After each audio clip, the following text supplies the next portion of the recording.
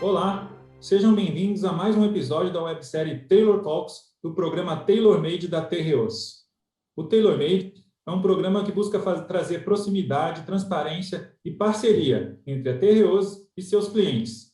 E o Taylor Talks é uma iniciativa que visa a troca de experiência e conhecimento entre a TROs, nossos clientes, fornecedores e parceiros.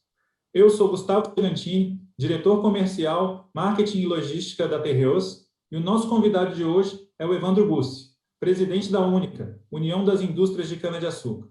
Evandro, seja bem-vindo e sinta-se à vontade para uma breve apresentação sua e da Única. Muito obrigado, Gustavo. Um prazer enorme estar aqui na sua companhia, na companhia da TROs, justamente para um programa que é tão integrador de toda a cadeia, de todos os stakeholders envolvidos nessa produção fantástica que o setor sucroenergético faz ao Brasil e do Brasil para o mundo. Eu sou presidente da Única há 2 anos, antes disso fui deputado federal e antes disso advogado e professor universitário na área aí do direito e ciências afins. E já a Única é a principal representação setorial do setor sucroenergético, responsável por cerca de 60%, a partir das suas associadas, do processamento de cana-de-açúcar no Brasil, produzindo açúcar, etanol, bioeletricidade e, mais recentemente, produzindo descarbonização, um dos nossos mais importantes produtos nesse momento e, sem dúvida, que joga aí uma supervisão de futuro sobre o setor. Muito legal, Evandro. Realmente, a sustentabilidade está ganhando cada vez mais espaço, em todos os mercados, e nosso setor é referência no quesito de redução de emissão de carbono. Um dos principais índices que a gente tem hoje é o RenovaBio. Uma das iniciativas que a gente tem é o RenovaBio. E o RenovaBio é um ótimo exemplo.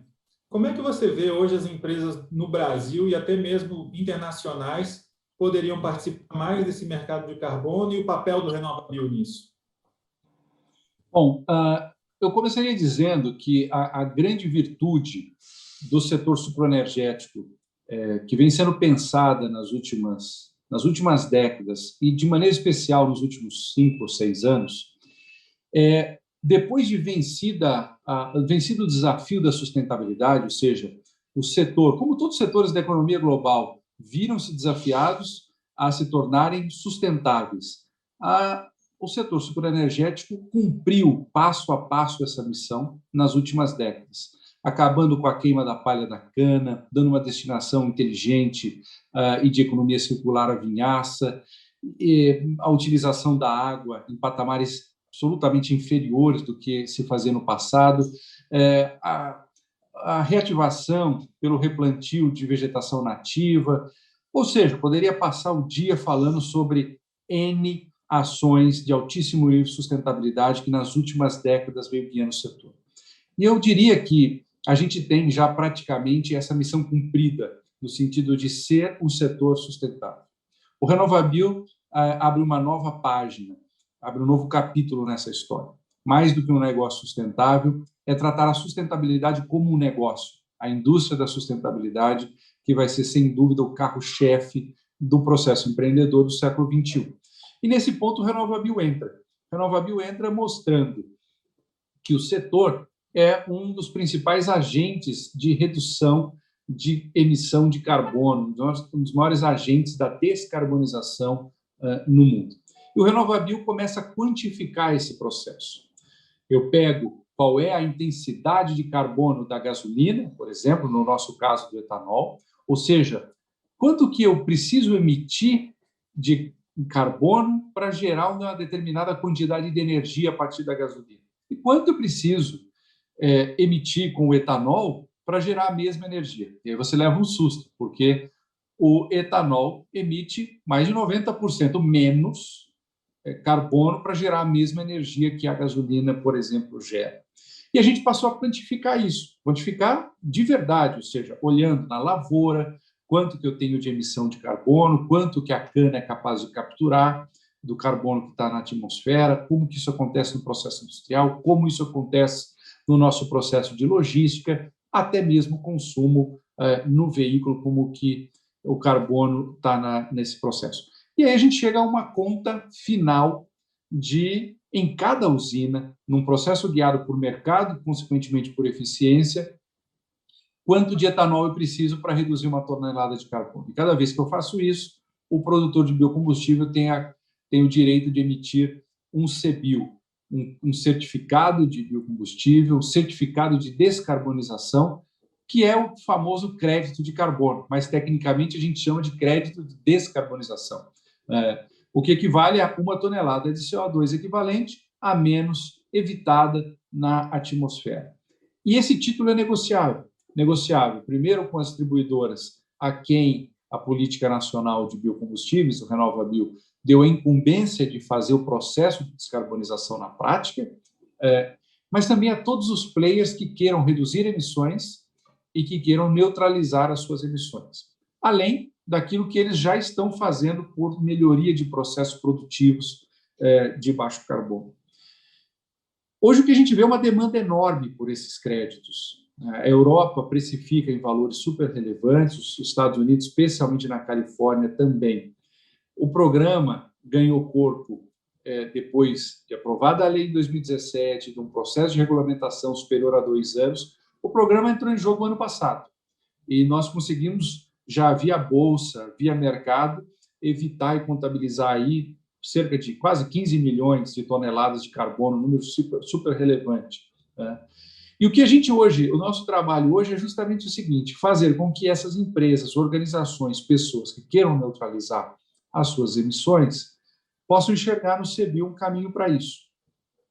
E o papel que a gente tem nesse processo é basicamente reputacional, um tema que é super relevante, no qual você é um grande especialista, que é que as pessoas possam conhecer o que é o CBIO e, principalmente, reconhecer o seu efetivo poder de descarbonização. Então, esse é um trabalho que começou já no ano passado, na verdade, um pouco antes disso, e que a gente tem visto já alguns frutos e que devemos ter aí notícias importantes nesse mercado voluntário de CBIOs, ou seja, pessoas, empresas, organizações que queiram usar um certificado, um crédito de descarbonização produzido a partir do etanol para neutralizar ou para reduzir a sua pegada de carbono. Bom, é isso mesmo, né, Evandro? Realmente o RenovaBio é uma iniciativa super importante hoje para a política ambiental brasileira. Difundir cada vez mais a questão da comercialização do certificado, do CBIO, vai incentivar cada vez mais essa descarbonização no Brasil e o mercado de combustível limpo brasileiro. Acho que é legal a gente comentar, né? Hoje o Brasil evita ter uma poluição igual tem alguns países do mundo como Índia, China, graças ao etanol brasileiro, graças ao consumo do etanol brasileiro, que é muito importante hoje na matriz de combustíveis do Brasil. É o país que tem a maior matriz de combustível limpa, né, do mundo. E a gente pode comparar isso até com a questão da eletrificação veicular, né? A gente tem visto na Europa, nos Estados Unidos, o crescimento e o incentivo para carros elétricos, sendo que o carro a etanol já é um mecanismo de combustível limpo e pode ajudar muito nesse futuro, nessa política ambiental dos países desenvolvidos que não necessariamente tem que focar só em eletrificação, né? Como é que você enxerga isso, a questão do carro elétrico, a oportunidade de uma disseminação maior do etanol no mundo, entendendo como uma oportunidade ou ameaça, né, do mercado? O que a gente tem trazido, Gustavo, é colocar esse discurso num plano cartesiano adequado, poderia chamar assim. O mundo não quer carro elétrico, o mundo não quer carro a combustão, o mundo quer carro de baixo carbono. Carros que produzam mobilidade a partir da utilização de energia, qualquer que seja ela, e uma energia que tenha baixa pegada de carbono. Então, esse é o primeiro ponto. Toda vez que alguém me pergunta, é carro elétrico, é carro combustão, eu digo, é carro de baixo carbono. E é isso que a gente precisa entender. E essa redução das emissões para a mobilidade, ela vai acontecer por várias rotas, né? A mobilidade do século XXI, ela vai ser plural, ela tem que ser mercadológica, ela não pode ter vencedores na largada, ela precisa acontecer de uma maneira adequada. E é isso que a gente tem trabalhado, para que a medida, para que o racional leve ao efetivo processo de descarbonização. Então, vamos pegar um exemplo. A Europa fez uma opção de produzir veículos de baixo carbono a partir de processos de eletrificação, com utilização de bateria e usando uma fonte de eletricidade externa, esses modelos plug-ins, que é aquele que você, de alguma maneira, põe ali na tomada para abastecer a sua bateria. O que nós temos contra esse modelo? Nada. Nós só precisamos medir a eficiência desse modelo nos termos efetivos dele. Por quê? O problema que a gente está combatendo é aquecimento global, não é aquecimento local. Então, se eu simplesmente deixar de emitir carbono no carro, o meu carro é zero emission, está bem, mas de onde vem a eletricidade dele? Vem de uma usina termoelétrica a carvão a 50, 60 quilômetros dali. Quer dizer, eu não estou tendo descarbonização efetiva. Então, esse é um ponto. E por isso que a chamada avaliação do ciclo de vida, que a gente já usa no RenovaBio, que a gente já usa nas usinas, ela é tão importante. Porque aí eu vou medir todo o processo da cadeia do etanol. Eu meço que eu tenho uma emissão quando eu uso diesel no plantio da cana, na preparação do solo, na sua colheita, na utilização de defensivos agrícolas, quando eu uso defensivos que têm algum tipo de pegada de carbono, quando eu uso adubos sintéticos, fertilizantes sintéticos, nitrogenados, sobretudo, quanto que isso emite. Ou seja, eu vou contabilizando todos esses pontos e aí eu trago uma conta verdadeira, uma conta honesta de quanto eu estou tendo de emissão para gerar aquela quantidade de energia. E aí, quando eu olho para esse veículo elétrico lá na Europa, eles fazem um trabalho bacana. No melhor dos mundos da eletricidade europeia, você sai de 155 gramas por quilômetro de carbono por quilômetro rodado e vai para cerca de 55 gramas de carbono por quilômetro rodado. É uma queda interessante. O que é mais interessante é que o veículo mais simples, abastecido 100% com etanol, emite na ordem de 35, 37 gramas por quilômetro rodado. Ou seja, todo esse esforço europeu não permite que a Europa chegue ainda aonde o Brasil já chegou há um bom tempo, que é o veículo a etanol, o veículo flex, abastecido com etanol, com uma pegada de carbono que já é das mais limpas do mundo.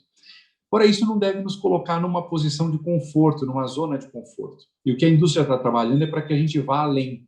E quando você vê os veículos híbrido flex, por exemplo, que usa o melhor dos dois mundos, já um processo de eletrificação ao lado de um processo de combustão de baixo carbono, que é o veículo a etanol, esse carro vai para 28 gramas de carbono equivalente por quilômetro rodado. Veja que se a gente já tem uma base de 30 e alguma coisa, 35 para ficar numa média, e você joga para 28, nós estamos falando de cerca de 20% de redução, de uma base pequena. Quer dizer, isso não é brincadeira.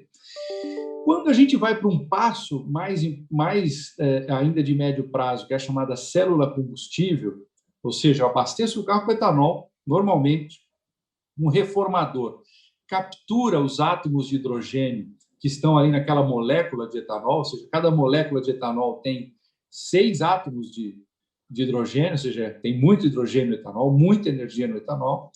Esse reformador captura esses átomos e eu vou, com esse hidrogênio, gerar energia elétrica dentro do veículo para mover aí um motor elétrico chamado célula combustível a etanol. O que é interessante, portanto? A eletrificação, ela traz uma vantagem, ela traz um ganho de eficiência. Mas o que é eletrificação?